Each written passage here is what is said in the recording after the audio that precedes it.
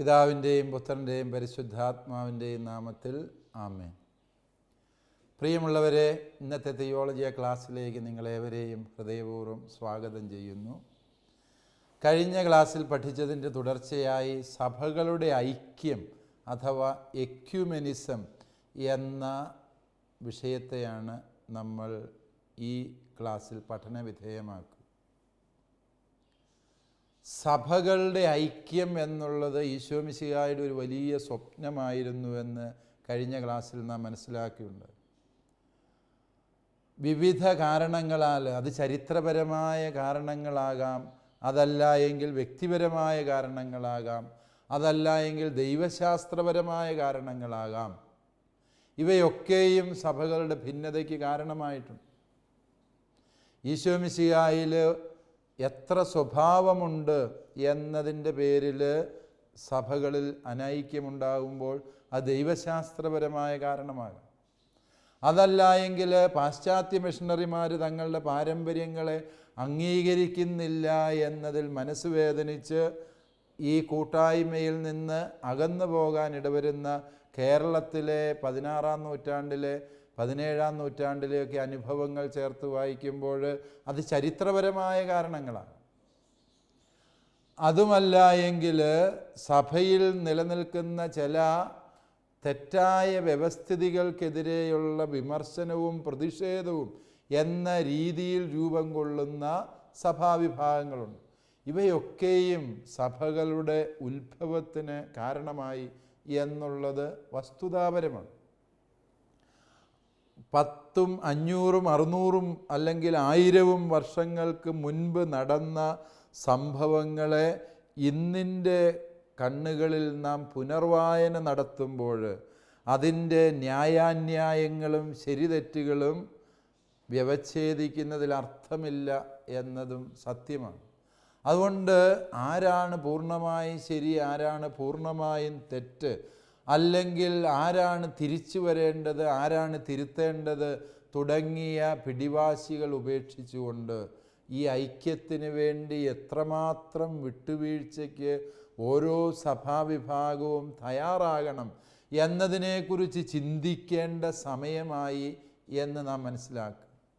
അതുകൊണ്ട് പ്രിയപ്പെട്ടവരെ, ഇപ്രകാരം ഒരു വിചിന്തനത്തിന് സഹായകമായ ഒരു രൂപരേഖയാണ് കഴിഞ്ഞ ക്ലാസ്സിൽ നാം പഠിച്ചു തുടങ്ങിയത്. കഴിഞ്ഞ ക്ലാസ്സിൽ 2 പ്രധാന നിർദ്ദേശങ്ങൾ റോമിൽ നിന്ന് പ്രസിദ്ധീകരിച്ച സഭൈക്യ ഡയറക്ടറിയുടെ പശ്ചാത്തലത്തിൽ നാം പങ്കുവയ്ക്കുകയുണ്ട്. റോമിൽ നിന്ന് പ്രസിദ്ധീകരിച്ചു എന്ന് പറയുമ്പോൾ അത് കത്തോലിക്കർക്ക് മാത്രം ബാധകമായ ഒരു രേഖയാണ് എങ്കിൽ പോലും അതിൽ പറയുന്ന നിർദ്ദേശങ്ങൾ സഭയുടെ ഐക്യത്തിന് എല്ലാവരും എന്തെല്ലാം ചെയ്യണം എന്നുള്ള വിശാലമായ വീക്ഷണത്തോടുകൂടിയാണ് എന്നുകൂടി നാം മനസ്സിലാക്കണം. അവിടെ പറഞ്ഞ ചില 2 നിർദ്ദേശങ്ങളാണ് കഴിഞ്ഞ ക്ലാസ്സിൽ നാം പഠനവിധേയമാക്കിയത്. ഒന്നാമതായി പറഞ്ഞത് ഓരോ സഭയും അവയുടെ ചരിത്രം ശരിയാം വിധത്തിൽ പഠിക്കുക.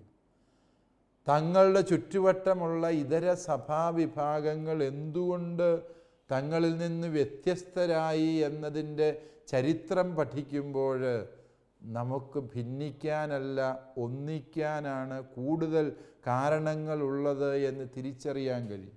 കേരളത്തിൽ തന്നെ വിവിധ സഭകൾ, യാക്കോബായ സഭ, ഓർത്തഡോക്സ് സഭ, മാർത്തോമാ സഭ, കത്തോലിക്ക സഭ, ഇവയുടെ എല്ലാം ചരിത്രം പരിശോധിക്കുമ്പോൾ മാർത്തോമാ ശ്ലീഹായുടെ ശ്ലൈഹികത എന്ന പൊതുപൈതൃകത്തിൽ ആരംഭിക്കുന്ന ഒരു തനിമ ഈ സഭകൾക്കെല്ലാം ഉണ്ട്. അവർ ഭിന്നിച്ച് നിൽക്കാൻ തുടങ്ങിയിട്ട് ഒരുപക്ഷെ 300-ഓ 400-ഓ ഏറിയാൽ 500 കൊല്ലമേ ആയുള്ളൂ എന്നും, അതേസമയം 15, 16, 17 നൂറ്റാണ്ടുകൾ നീണ്ട ഒരു കൂട്ടായ്മയുടെ ചരിത്രം അവയ്ക്കുണ്ട് എന്നും തിരിച്ചറിയാൻ പറ്റും എന്ന് കഴിഞ്ഞ ക്ലാസ്സിൽ നാം മനസ്സിലാക്കിയുണ്ട്. ദൈവശാസ്ത്രപരമായും ഈ സഭകൾ തമ്മിൽ ഐക്യത്തിനാണ് കൂടുതൽ സാധ്യത അകലുന്നതിന് എന്നതിനേക്കാൾ എന്നും നാം മനസ്സിലാക്കിയുണ്ട്. രണ്ടാമതായി ഈ ഡയറക്ടറി പറഞ്ഞൊരു നിർദ്ദേശം കേരള സഭയിൽ ഏറെ പ്രസക്തമായത് ഒരേ ബൈബിൾ ഉപയോഗിക്കുന്നതിനെക്കുറിച്ച് ചിന്തിക്കുക. 73 പുസ്തകങ്ങളുള്ള വിശുദ്ധ ബൈബിളിനെ അംഗീകരിക്കുന്നവരും അതിലെ ഓരോ വചനങ്ങളും അക്ഷരം പ്രതി അംഗീകരിക്കുന്നവരുമാണ് ഈ കേരളത്തിലെ അപ്പസ്തോലിക സഭകളെല്ലാം തന്നെ. ആ അപ്പസ്തോലിക സഭകൾക്ക് എന്തുകൊണ്ട് ഒരേ ബൈബിൾ വിവർത്തനം ചെയ്ത് ഉപയോഗിച്ചുകൂടാ മലയാള ഭാഷയിൽ? ഗൗരവാവഹമായൊരു വിഷയമാണ്. അപ്രകാരമുള്ള വലിയ മാതൃകകൾ മുൻപേ പറക്കുന്ന പക്ഷികൾ എന്നതുപോലെ നമുക്ക് ലഭ്യമാണ്. ജർമ്മൻ ഭാഷയിൽ അതിൻ്റെ ആരംഭം കുറിച്ചു. ഇതര യൂറോപ്യൻ ഭാഷകളിൽ ഇപ്രകാരമുള്ള സഭൈക്യ വിവർത്തനങ്ങൾ ഉണ്ട് എന്നതും സത്യമാണ്. ഒരു സഭൈക്യ വിവർത്തനം ബൈബിളിന് നൽകുന്നതിന് ഏറ്റവും അനുകൂലമായ സാഹചര്യമാണ് സഭയിലുള്ളത്. കാരണം എല്ലാ സഭകളിലും വിശുദ്ധ ഗ്രന്ഥം അതിൻ്റെ മൂലഭാഷകളായ ഹീബ്രു, ഗ്രീക്ക് ഭാഷകളിൽ വായിക്കാനും വ്യാഖ്യാനിക്കാനും വിവർത്തനം ചെയ്യാനും കഴിവുള്ള പണ്ഡിതന്മാരുണ്ട്.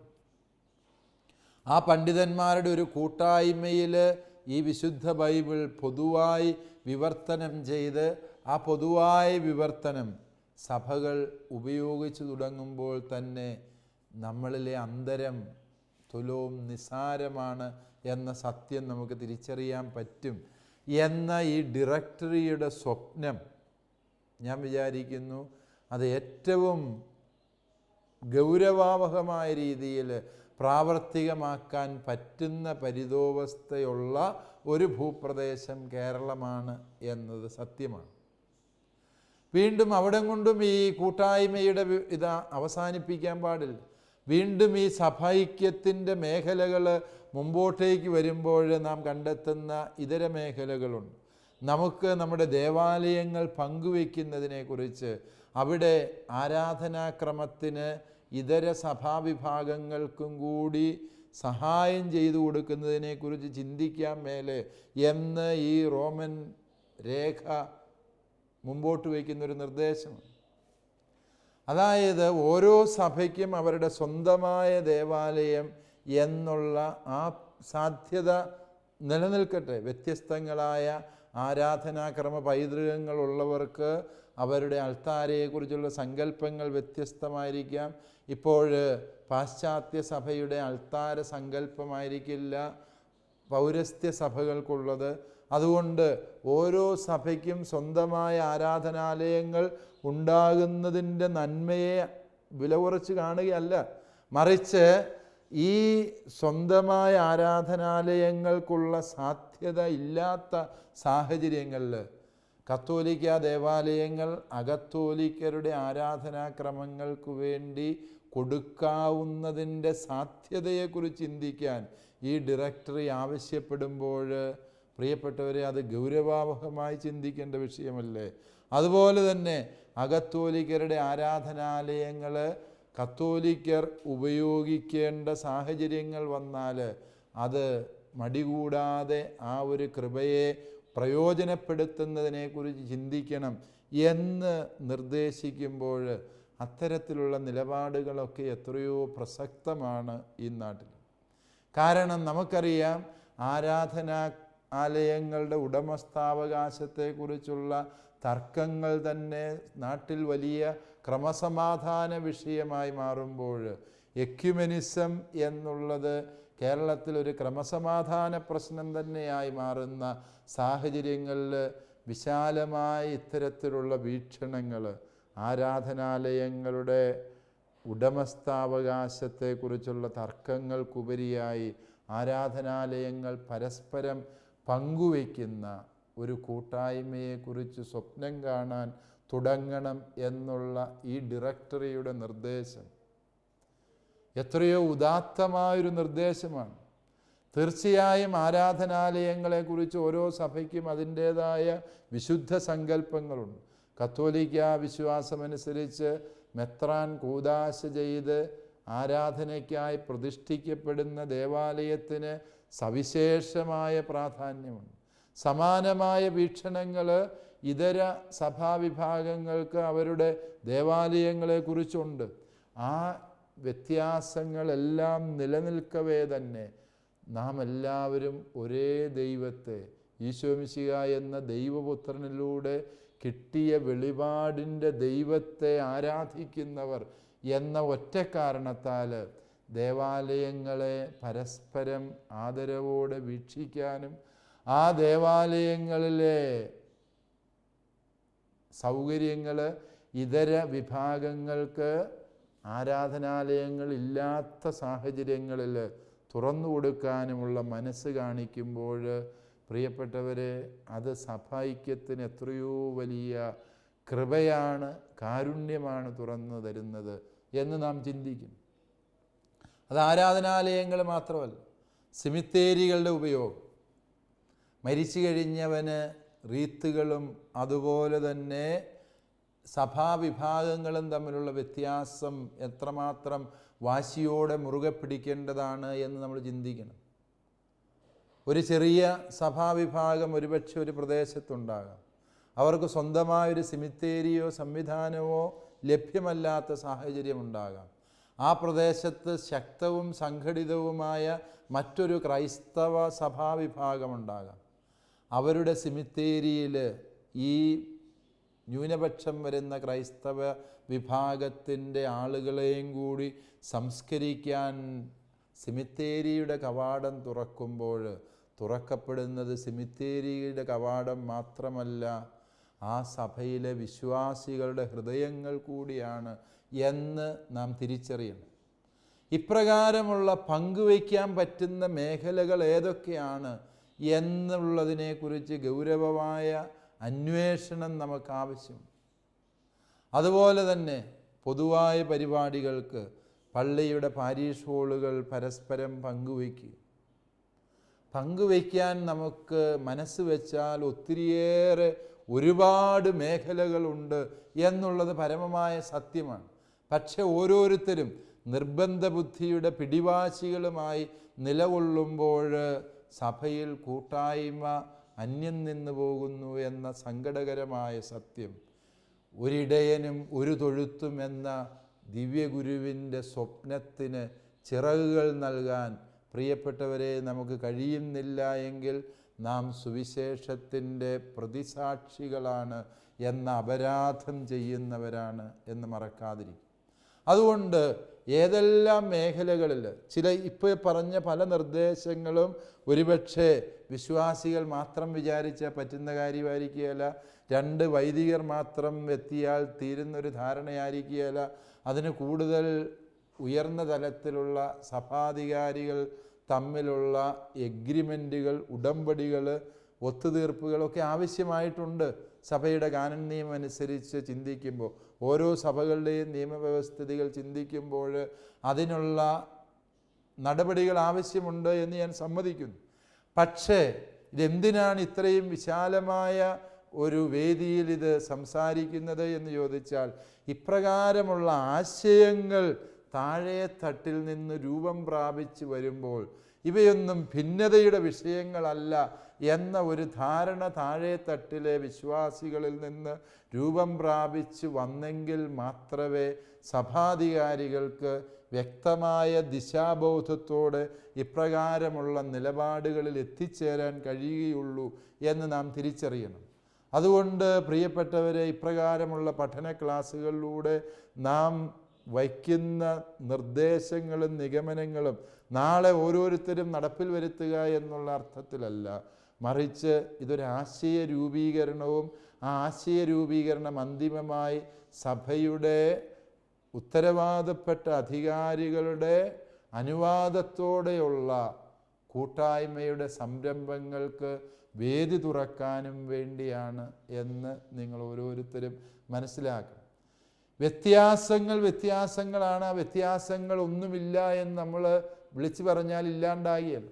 ആ വ്യത്യാസങ്ങളെ ആദരിച്ചുകൊണ്ട് തന്നെ കൂട്ടായ്മയുടെ വേദി തുറക്കാനുള്ള 1000 വാതിലുകൾ നമുക്ക് മുമ്പിൽ നാം അനാവശ്യമായി അടച്ചുപൂട്ടി സൂക്ഷിക്കുന്നുണ്ട് എന്ന തിരിച്ചറിവിലേക്കാണ് നിങ്ങളുടെ ശ്രദ്ധയെ ഞാൻ ക്ഷണിക്കുക. വീണ്ടും പ്രിയപ്പെട്ടവരെ, നമുക്ക് ഈ ഡയറക്ടറി പറയുന്ന മറ്റൊരു പ്രധാന നിർദ്ദേശം നമ്മുടെ കൂദാശകളിൽ എന്തുമാത്രം ഐക്യം നമുക്ക് കൊണ്ടുവരാൻ സാധിക്കും. ഉദാഹരണമായിട്ട് മാമോദീസ എന്നൊരു കൂദാശ. മാമോദീസ എന്നൊരു കൂദാശ ശ്ലൈഹിക സഭകളുടെ എല്ലാം കാഴ്ചപ്പാടിൽ അവ സാധുവായ കൂദാശയാണ്. പിതാവിൻ്റെയും പുത്രൻ്റെയും പരിശുദ്ധാത്മാവിൻ്റെയും നാമത്തിൽ ജലത്താൽ സ്നാനപ്പെടുത്തുന്നത് ശ്ലൈഹിക സഭകളുടെ അചഞ്ചലമായ വിശ്വാസ പാരമ്പര്യമാണ്.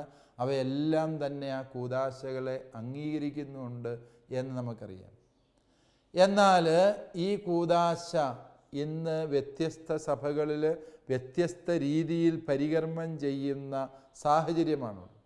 ഈ സാഹചര്യത്തിൽ നിലനിർത്തിക്കൊണ്ട് തന്നെ ഈ വ്യത്യസ്തതകളിൽ എന്തുമാത്രം കൂട്ടായ്മ നമുക്ക് കൊണ്ടുവരാൻ സാധിക്കും എന്ന് ഈ ഡയറക്ടറി ഉറക്കെ ചിന്തിക്കുന്നു.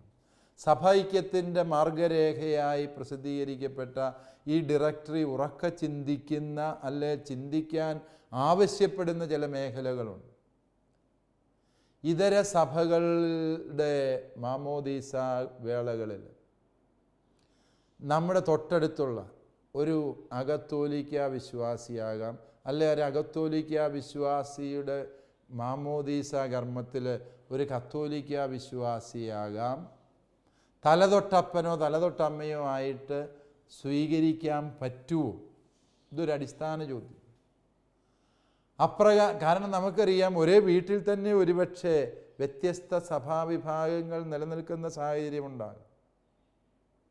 ചേട്ടാനിയന്മാർ വ്യത്യസ്ത സഭകളിലായിരിക്കാം. ഒരുപക്ഷെ ഓർത്തഡോക്സ് സഭയിൽ കുടുംബത്തിലെ ഒരു പങ്കുള്ളപ്പോൾ യാക്കോബായ സഭയിൽ നിലനിൽക്കുന്ന മറ്റൊരു വിഭാഗം കുടുംബങ്ങളുണ്ടാകും. മറ്റു ചിലർ മലങ്കര കത്തോലിക്ക സഭയിലാകാം. ഒരേ അപ്പൻ്റെ തന്നെ മക്കൾ വിവിധ സഭാവിഭാഗങ്ങളിലായിരിക്കുന്ന പരിതോവസ്ഥ ഇന്നാട്ടിൽ ഉള്ളപ്പോൾ ഈ ഡയറക്ടറി വയ്ക്കുന്ന നിർദ്ദേശത്തിൻ്റെ പ്രസക്തി അത് അസ്ഥാനത്താണെന്ന് ആരും ചിന്തിക്കരുത്. വിവിധ സഭകളിലുള്ളവർക്ക് ഇപ്രകാരം തലതൊട്ടപ്പന്മാരാകാനും തലതൊട്ടമ്മമാരാകാനും സാധിക്കൂ. ഡയറക്ടറി പറയുന്നു, അതേ സഭ ഇപ്പോൾ കത്തോലിക്കർ ഒരു അകത്തോലിക്ക വിശ്വാസിയെ തലതൊട്ടപ്പനായി സ്വീകരിക്കുമ്പോൾ ഒരു വ്യക്തി കത്തോലിക്ക വിശ്വാസിയും ഇതര വ്യക്തി ഇതര സഭാവിഭാഗത്തിൽപ്പെട്ട ആളുമാകുന്നതിൻ്റെ സാധ്യതയെ, അതിൻ്റെ സാധുതയെക്കുറിച്ച് പരിചിന്തനം നടത്താം എന്ന് പറയുമ്പോൾ സാധ്യതകളുടെ വലിയൊരു വാതിലാണ് ഈ എക്യുമെനിസത്തിന് വേണ്ടി സഭ നമ്മുടെ മുമ്പിൽ തുറന്നു വയ്ക്കുന്നത് എന്ന സത്യം നാം തിരിച്ചറിയണം. അതുപോലെ തന്നെയാണ് വിവാഹം എന്ന കൂദാശ പരികർമ്മം ചെയ്യുമ്പോൾ സാക്ഷികളായി സ്വീകരിക്കുന്ന വ്യക്തികളെക്കുറിച്ച് പറയുമ്പോഴും ഇതേ സാധ്യത തന്നെ നമ്മുടെ മുമ്പിൽ തുറന്നു വയ്ക്കുന്നുണ്ട്. വിവാഹത്തിന് സാക്ഷികളാകാൻ സാധാരണഗതിയിൽ അതേ സഭയിലെ അതേ വിശ്വാസം പുലർത്തുന്ന വ്യക്തികൾക്കാണ് അവകാശം. അതാണ് അതിൻ്റെ സ്വാഭാവിക നടപടിക്രമം എന്നത് ശരി. എന്നാൽ ഈ ഡയറക്ടർ ചോദിക്കുകയാണ്, നാളത്തെ നിങ്ങളുടെ കല്യാണത്തിൽ ഇത് നാളെ നടപ്പിലാക്കണമെന്ന അർത്ഥത്തിലല്ല പറയും, മറിച്ച് ഇപ്രകാരമുള്ള ചില ശരിയായ ചിന്താധാരകൾ, ആശയരൂപീകരണങ്ങൾ നടത്താൻ സമയം അതിക്രമിച്ചു എന്നാണ് ഈ ഡയറക്ടറി നമ്മുടെ മുമ്പിൽ വയ്ക്കുന്ന നിർദ്ദേശം. അതിനെക്കുറിച്ച് ചിന്തിച്ചു തുടങ്ങാൻ മേലെ അപ്രകാരം ഉള്ള നടപടിക്രമങ്ങൾ നമ്മൾ രൂപീകരിച്ചു തുടങ്ങുമ്പോഴാണ് നമുക്ക് തിരിച്ചറിയാൻ പറ്റുക ഈ വ്യത്യാസങ്ങൾ നമ്മൾ അകന്ന് നിന്നപ്പോൾ തോന്നിയ കുറേ തോന്നലുകൾ മാത്രമായിരുന്നുവെന്ന്. അടുത്ത് നിന്നപ്പോൾ നമുക്ക് മനസ്സിലായി നമ്മുടെ എല്ലാം പാരമ്പര്യം ഒന്നാണ്, നമ്മുടെ പൈതൃകങ്ങൾ ഒന്നായിരുന്നു. വ്യത്യസ്ത ആരാധനാക്രമങ്ങൾ പോലും അടിസ്ഥാനപരമായി ഒരേ ഉറവിടത്തിൽ നിന്ന് രൂപം കൊള്ളുന്നതാണ് എന്ന് തിരിച്ചറിയാൻ സാധിക്കുന്നത് ഇപ്രകാരമുള്ള ആദാന പ്രധാന പ്രക്രിയകളിലൂടെയാണ്, അഥവാ ആത്മാർത്ഥതയിലും ബഹുമാനത്തിലും ഊന്നിയ സമ്പർക്കങ്ങളിലൂടെയാണ് എന്നത് നാം വിസ്മരിക്കാൻ പാടില്ല. അതുകൊണ്ട് സഭകൾ തമ്മിലുള്ള ഐക്യത്തിൻ്റെ കൗദാശിക മേഖലകൾ നമുക്കറിയാം. വിവാഹമെന്ന കൂദാശ പരികർമ്മം ചെയ്യുമ്പോൾ കത്തോലിക്ക, അകത്തോലിക്ക സഭാവിഭാഗങ്ങൾ നിയമാനുസൃതം നടത്തുന്ന വിവാഹങ്ങൾ, ഇരുസഭകളുടെയും അംഗീകാരത്തോടെ നടത്തുന്ന വിവാഹങ്ങളിൽ കാർമ്മികരാകാനുള്ള അവകാശത്തെക്കുറിച്ച് വ്യക്തമായ ധാരണകൾ ഇപ്പോൾ തന്നെ സഭയിലുണ്ട്.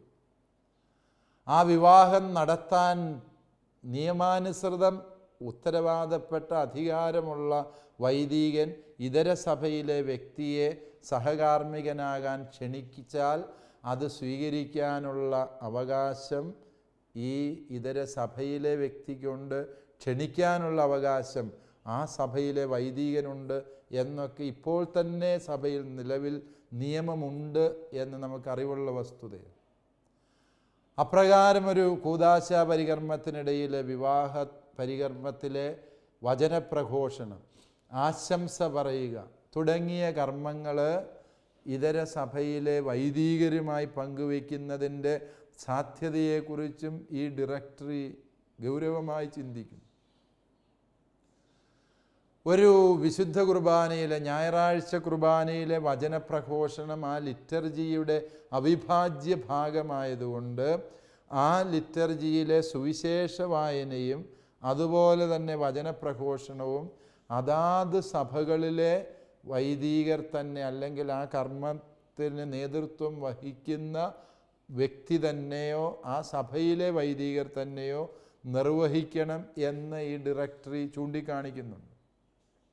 പക്ഷേ ഇതര സന്ദർഭങ്ങളിലെ വചനപ്രഘോഷണങ്ങൾ, അതുപോലെ തന്നെ ഇതര സന്ദർഭങ്ങളിലെ പ്രാർത്ഥനാ കൂട്ടായ്മകൾ, ഇവയിലെല്ലാം എന്തുകൊണ്ട് നമുക്ക് സമാന മനസ്കരായി ചിന്തിച്ചുകൂടാ?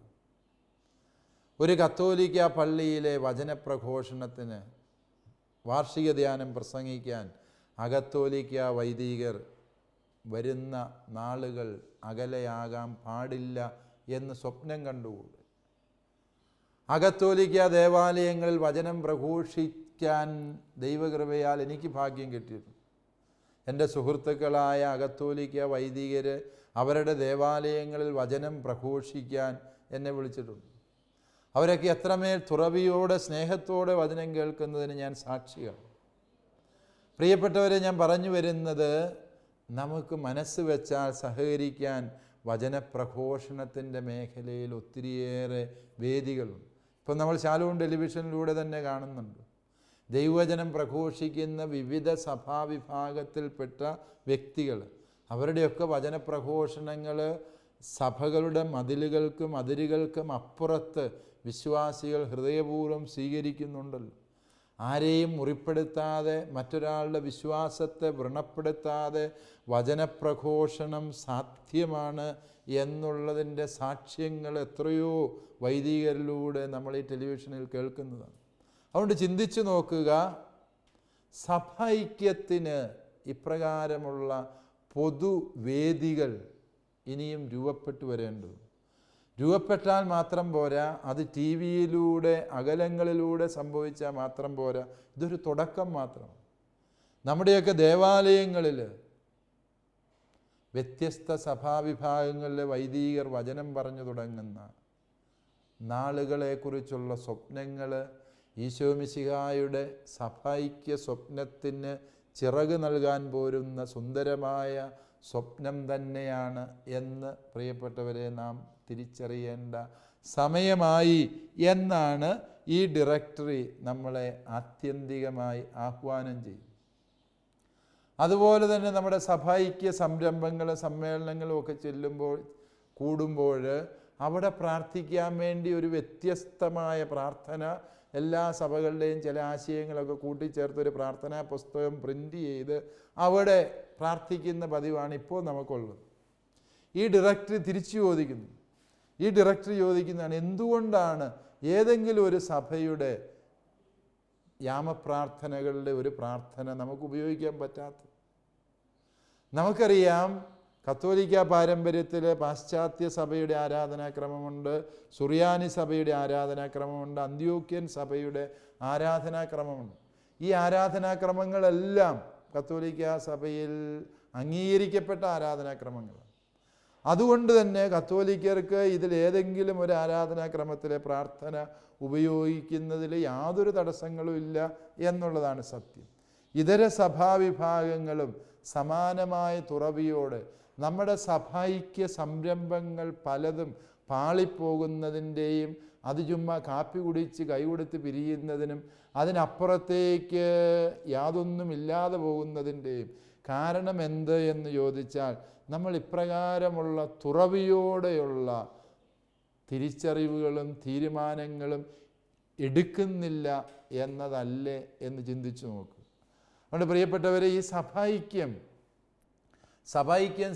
എന്ന് നമ്മൾ പറഞ്ഞുകൊണ്ടിരുന്നാൽ പോരാ, അതിന് പ്രായോഗികമായി എന്തെല്ലാം നമ്മുടെ സാഹചര്യങ്ങളിൽ ചെയ്യാൻ പറ്റും എന്നുള്ളതിനെക്കുറിച്ച് ഗൗരവാവഹമായ ഒരു വിചിന്തനത്തിന് ഓരോ വിശ്വാസിയും മുതിരണം എന്ന് ആത്യന്തികമായി ഈ റോമൻ ഡയറക്ടറി നിർദ്ദേശിക്കുമ്പോൾ, ആ ഡയറക്ടറിയിലൂടെ കത്തോലിക്കർക്ക് തുറന്നു കിട്ടുന്ന സാധ്യതകൾ, ഇതര സഭകളുമായുള്ള ഐക്യത്തിൻ്റെ വേദികൾ ശരിയാം വിധം പ്രയോജനപ്പെടുത്താൻ ഓരോ വിശ്വാസിക്കും ബാധ്യതയുണ്ട്, ഉത്തരവാദിത്വമുണ്ട്. അപ്രകാരം ചെയ്യുമ്പോൾ നാം ഈശോമിശിഹായുടെ സ്വപ്നത്തിന് സാക്ഷാത്കാരം നൽകുകയാണ് എന്ന് തിരിച്ചറിയുകയും വേണം. കൂട്ടായ്മയുടെ ദൈവം നമ്മെ അനുഗ്രഹിക്കട്ടെ. കോഴ്സുകളെക്കുറിച്ചുള്ള വിശദ വിവരങ്ങൾക്ക് the director, alpha institute of theology and science, Sandeshabhavan, post box number 70, Thalassery 670101. Telephone 0490 2344727, 2343707. Email alfits@gmail.com. Website www.alphathalassery.com. ഈ പ്രോഗ്രാമിനെ കുറിച്ചുള്ള അഭിപ്രായങ്ങളും നിർദ്ദേശങ്ങളും ഞങ്ങളെ അറിയിക്കുക.